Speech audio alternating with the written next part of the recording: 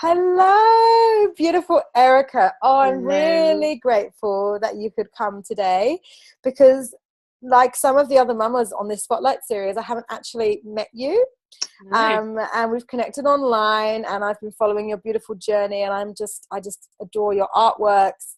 And I know we're very similar in terms of our yoga and motherhood journey. So I really want to welcome you here today, and I'd love you to introduce yourself and just tell us, what do you do? Okay. Well, thank you very much for having me, Leonie. So I'm Erica Webb, and I wear a few hats. I'm obviously a mum. I've got two little boys, and I'm also a yoga teacher, an artist, and a writer. So, Yeah. at the moment I'm teaching out of my home, which is really lovely, and I teach a couple of yoga classes a week, run some workshops.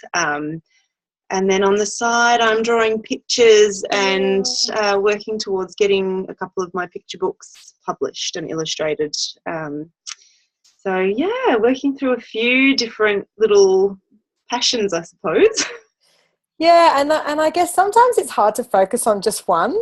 Yeah, I don't have that in me. Yeah, when you're multi-talented, you're kind of like, oh, I love my artwork. Oh, but I really love yoga, and I guess that's something I guess when I work with mums, I try to get them to really focus on one thing at a time. So not necessarily not doing your passions, but when we go in this process of creation, it's really easy for us to chase the sort of dangling carrots, and Totally. it's like, so, and one thing I try to recommend is, like, when we're working on a project, mindfulness is all about focus and doing one thing. And it's really trying to focus all your energy into one thing at a time.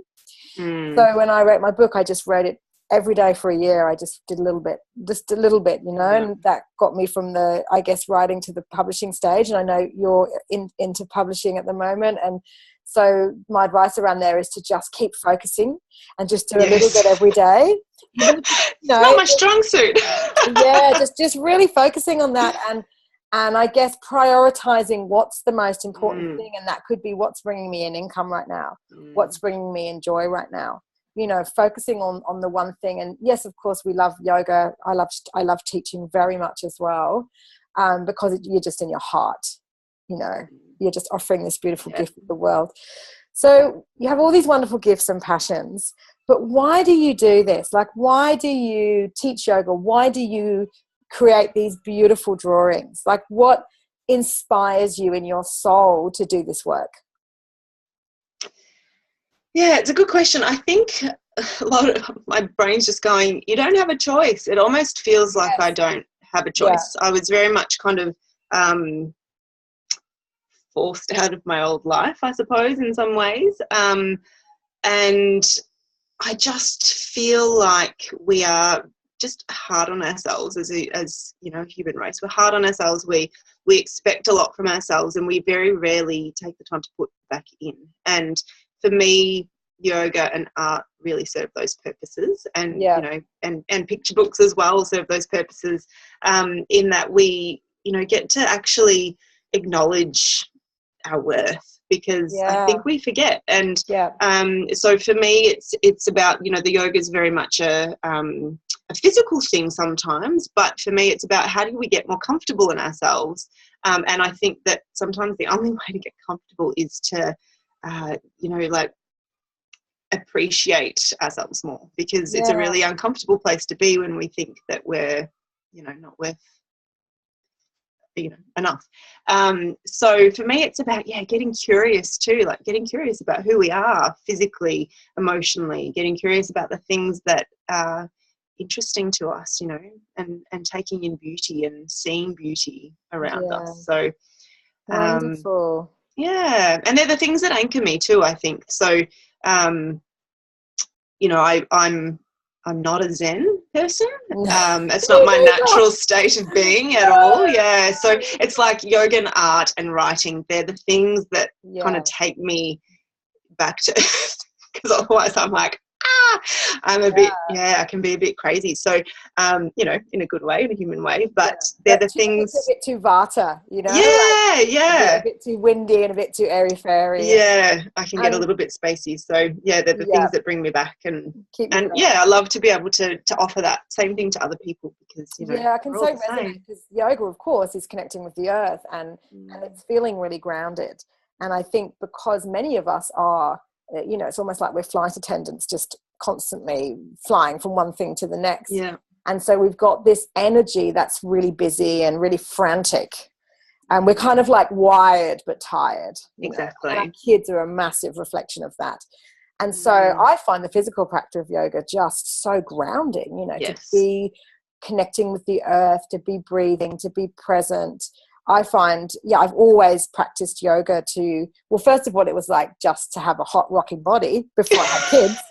And, you know, and then, of course, the practice goes from physical to that spiritual connection. Yeah. Deep spiritual connection of oneness and peace. But I wanted to say to you that I used to teach kids for many years, and I still do offer that. I'm in the process of setting that up here in Brisbane, which is exciting. I've now found 4 yoga teachers. Oh, yay. So that's really great. And what we used to do is run these wonderful workshops where we would actually teach the kids yoga for like 45 minutes, and then we'd do art with them. Oh, beautiful. And you know what? Like, it was amazing. They would just create the most beautiful artworks because they'd sort of stomped out all their energy and they'd, you know, got into that flow. And then they would come up we'd use mandalas or it was just the most beautiful thing for children. Yeah, so do you do that too? Do you find that you can use yoga to get you into that space? Because I'll do it before I write or even just meditation or mindfulness, but to get you into that space of creativity, do you use it as a vehicle? Absolutely. Yeah. I find it's funny. I actually had a friend say to me not long ago that she can tell the pieces of art that I've created that have kind of more like come through me as opposed to the ones that I've like forced out. And it is. I find that for me, I tend to get like images in my head of what I want to create before I am in the space to create it. And they're usually the pieces that I fall in love with. But when I sit down and I go, okay, well, I need to draw a picture of a chicken with, you know, a little girl collecting eggs or something, that process for me is like, So, they work really beautifully together because when I'm feeling blocked, if I move or if I even don't move but sit and meditate, I find that, then I kind of just get back to that place of allowing something to be created rather than feeling like I've got to control the whole process. Yeah, and I get a little bit and sometimes I just have a glass of wine, if I'm honest. Totally. Some of my best pictures come from just kind of like loosening up a little bit because, there's that sense of control, I suppose, that can be a little bit of a funny little gremlin in the process. Oh, absolutely. We are totally our own worst enemy. Yeah. I saw something on Facebook. It was really interesting. It was a photographer who took a photo of people when they finished work, and then he took a photo of them after having 1 glass of wine, 2 glasses of wine, and 3 glasses of wine. And it was extraordinary because they'd kind of be like, loving life. And it was just really interesting though, and I was kind of like, wow, you know, we are just so, you know, like this. You know, we're sort of carrying so much stress and tension all the time. We're sort of on this it's just so fight and flight, right? We're all sort of stuck breathing in our chest and we can't, you know, we've forgotten how to relax. And so I guess wine's not the answer for everything, but I guess having a glass of course not. or just, you know, relaxing on however chamomile tea is good too. Absolutely, whatever it is that works for you. You know, we just really need to train ourselves to kind of relax. You know, it's like when I teach women, it's kind of like they've forgotten how to relax because even when the kids go to bed, it's like, this is my time now and I'm so tired, but I'm going to stay up late because I'm going to do it anyway. It's like, this is like the only time in my day where I don't have to like be on.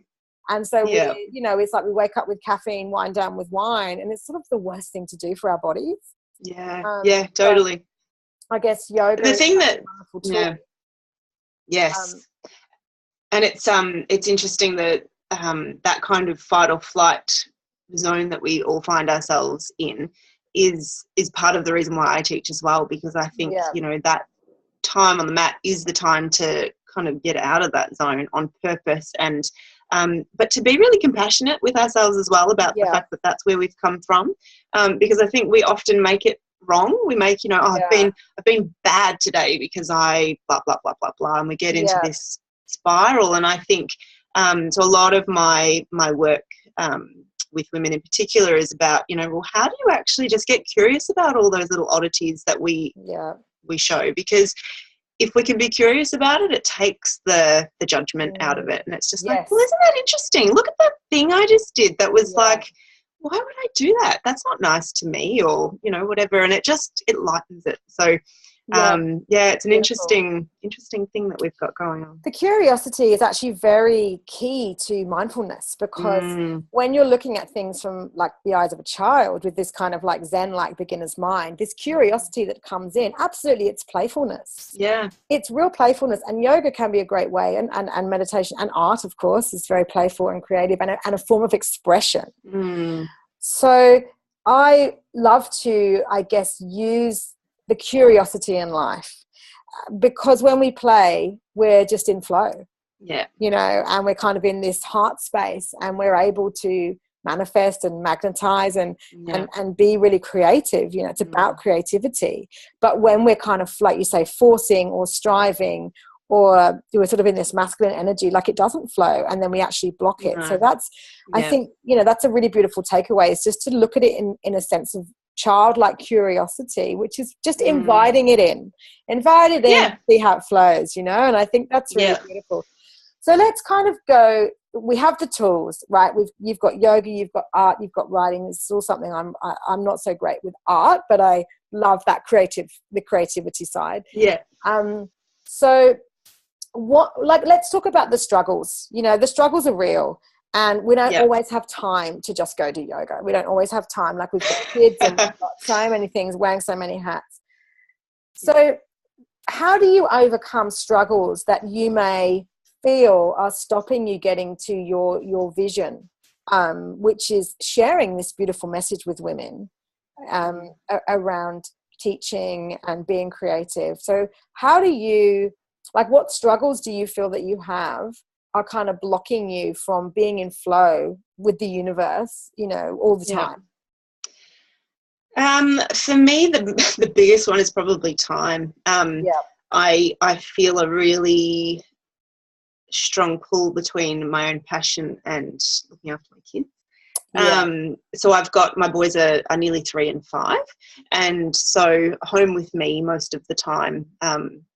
The eldest one's at kinder, and then the littlest one's in occasional care just for 2 mornings. So I don't have a huge time base to commit to my work.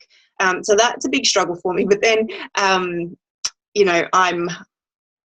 I'm very driven in a lot of ways. I get stuff done, but I also have this issue, I suppose, of having so many hats.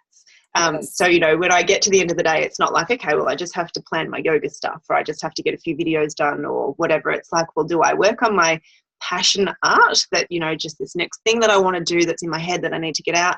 Do I start illustrating my picture book? Do I work on my portfolio? Do I polish my manuscript? Do I, plan classes? Do I start talking to people about, other things? And it's like, I've got to contain it. And, I have got a little bit of, when it comes to my work, I've got like that shiny object syndrome, where it's like, oh, but I could do this thing, or I could do that, or, oh, people would love, and I could help so many people with blah.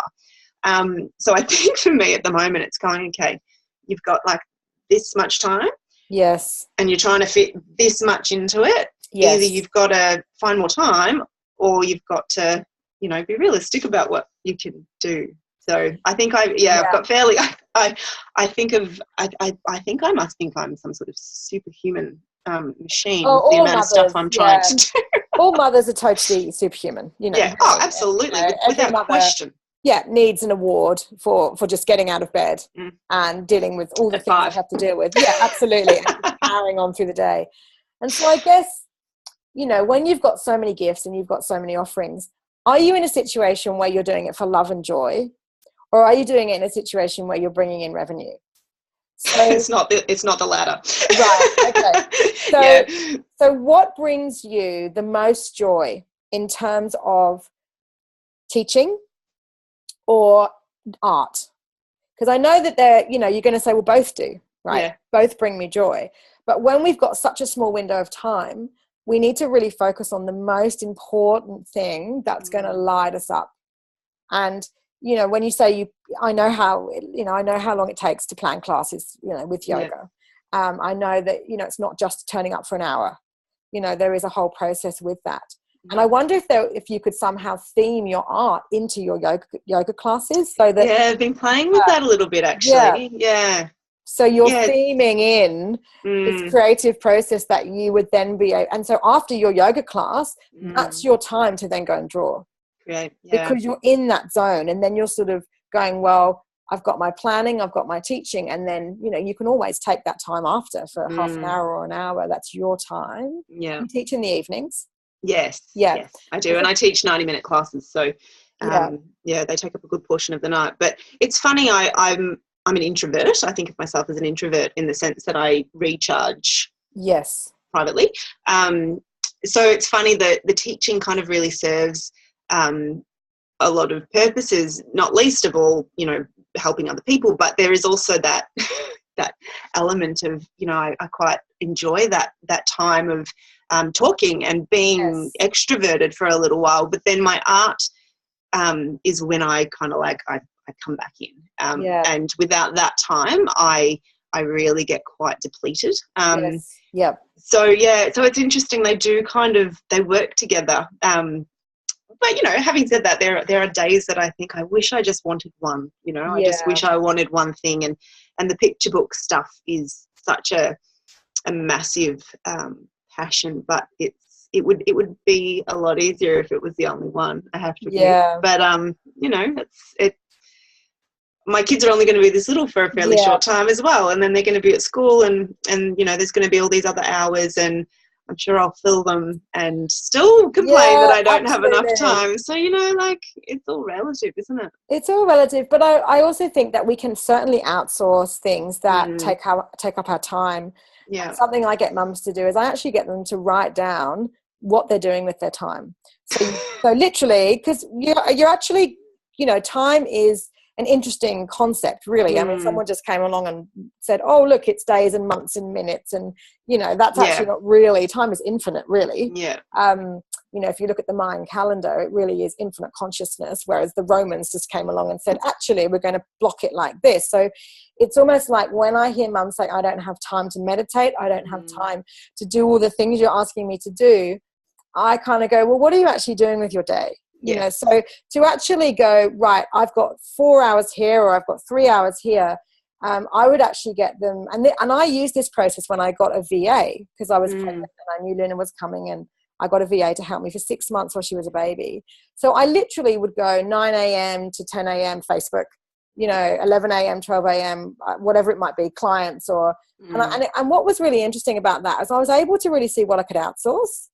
I was able to really see how much time am I actually spending doing admin, how much time am I spending doing things that really aren't my zone of genius. Yeah. Even if it's housework, like get a cleaner. Definitely not my zone of genius. No, not mine. I do not like cleaning. I'm a tidier. I'm all about the Zen Japanese art of tidying. Like my house is tidy, but I'm not a cleaner. Yeah. So we used to get a cleaner to come in every couple of weeks, and it was like the best $50 we ever spent. So, when you're kind of looking at what's taking up your time, like you could get someone to come in to do that. You come home to this beautiful, clean house. You could then go and do your art in that time. And it actually feels fantastic because you're kind of like someone else is coming in. You're helping another family. Like if you're using a local cleaner who's going to benefit from that. I used to kind of love, it was a mum that I knew from my son's childcare that used to come in, and I know it really helped her and her daughters. Yeah. And so for me, I'd then go off and do what I wanted to do for that hour and a half while she was cleaning. And it made me feel fantastic. Do you know what's funny? I have done that before when my youngest was a baby still. And I've discovered I am such a control freak. Yes. Such a control freak. And it's something that I didn't realise about myself. Yeah, I find it really hard to outsource. And I don't know if it's because I feel like I should just be able to do everything, which I suspect it probably is. Of course, but I'm in the process of trying to outsource some of my like tech stuff to my husband. Oh yes. Yeah. Yes. I'm getting him onto the video editing. I'm trying to get him to create some stuff for me. This is what Yaka does for me. The pay's terrible, but you know, never mind. No, you pay him back in absolutely unconditional love. Yeah, and all the washing's done. I cook him dinner. Yeah, we're pretty even, I think. Yes. So it's funny, but it is funny when that topic of outsourcing comes up. I can feel myself like contract. Yeah. Funny. Yeah, I'm a control freak. Yeah, but loud and proud. I am a control freak. And it's fine. Like we are totally imperfect, and that's okay. Yeah, we don't need to be on this pedestal of having everything sorted, because it's just not the reality. No. And I worked with a mum once that had a real issue with perfectionism, and that's okay. We've all got those. And I just said to her, put some mistakes in your blog post, and she was like, I can't. I said, no one will notice. Yeah, but there's full stop in the wrong spot. Yeah, and it's like, and it was really empowering for her just to do something really small. Yeah, but actually it was empowering. And so you can almost go, I'm just going to do like something really small, yes. And I'm going to sort of try, and it's like baby steps to kind of make friends with that part of you that gets really freaked out. Yes. Because outsourcing is wonderful when you know that, we've had au pairs live with us, and we love that, because they come along and they just play with the children, and the children are happy, and it gives us time to, be together more.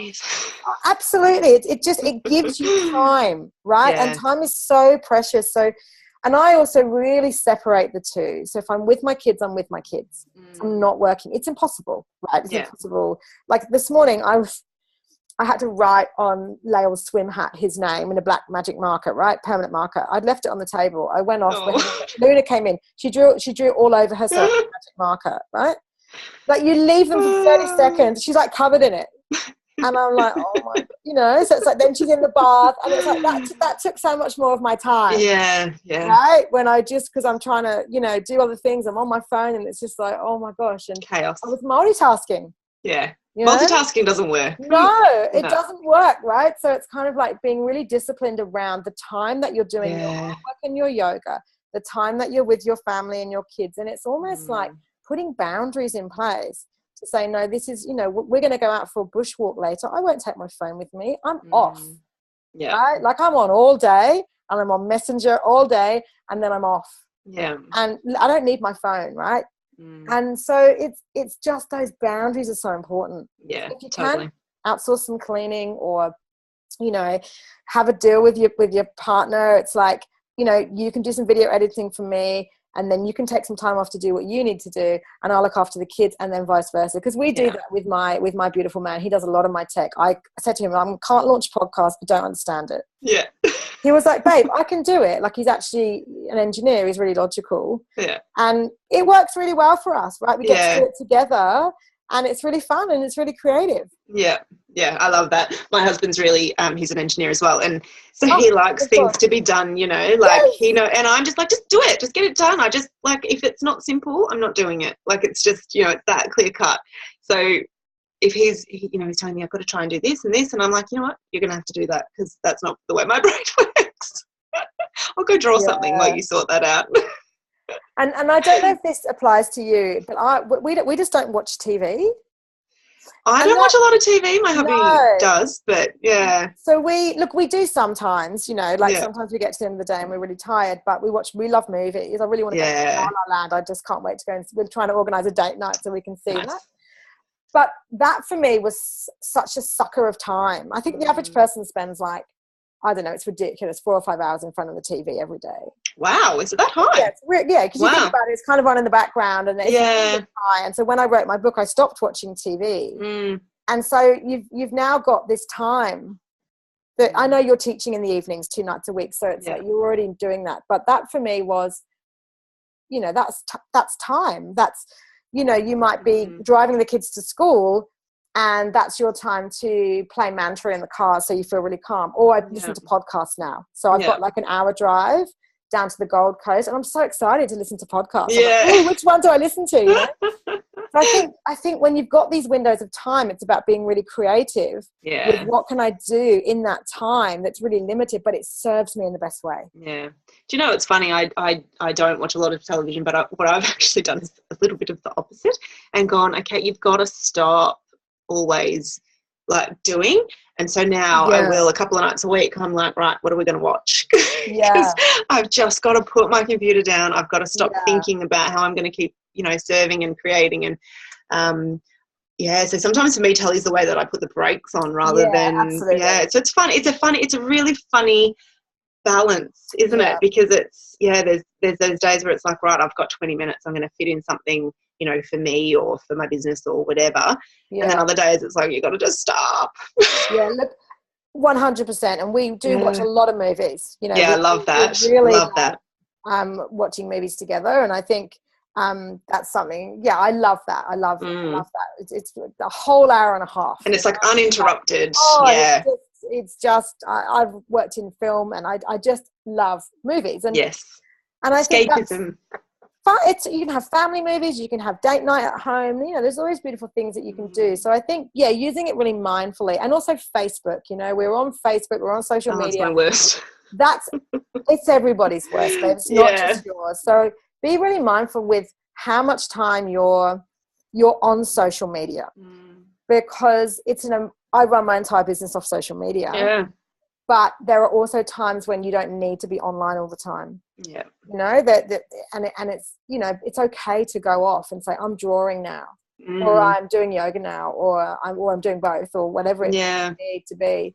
But I think being mindful of what you're actually doing with your time. Like when I'm working, I don't do any housework, I don't do any washing. It's like it's not my priority.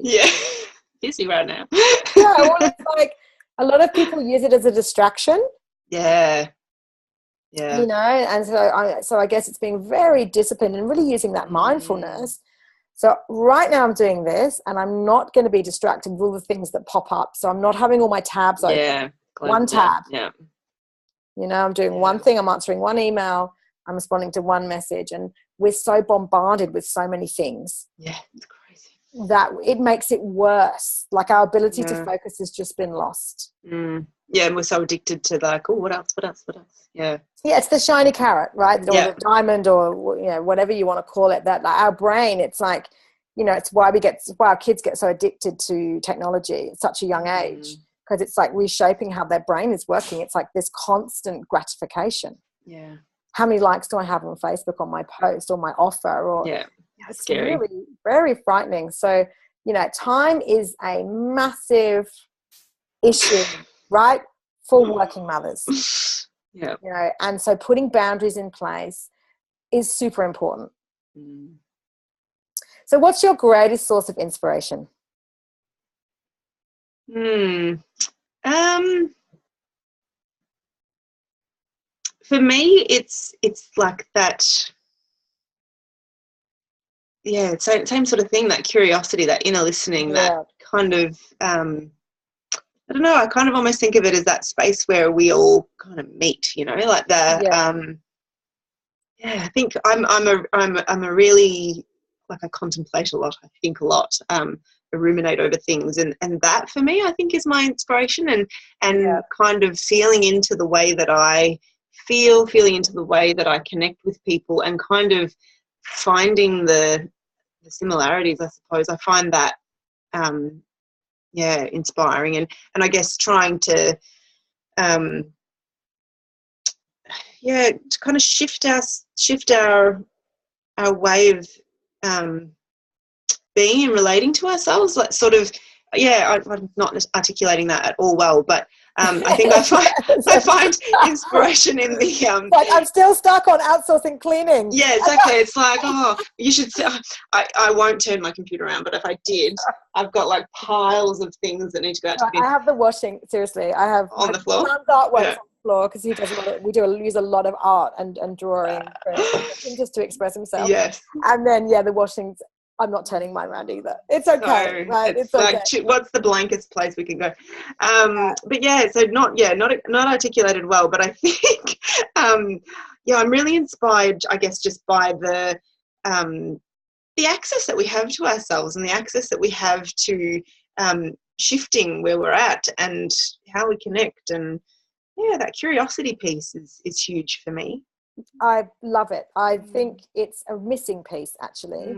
I think if we were more curious around, why do I feel this way? You know, just questioning that, just acknowledging that, and really coming, you know, I wrote about this in Mother Om, you know, children and babies, you know, they just see the world so innocently, you know, like it's so beautiful when they get so excited about like peeling an orange. Yeah.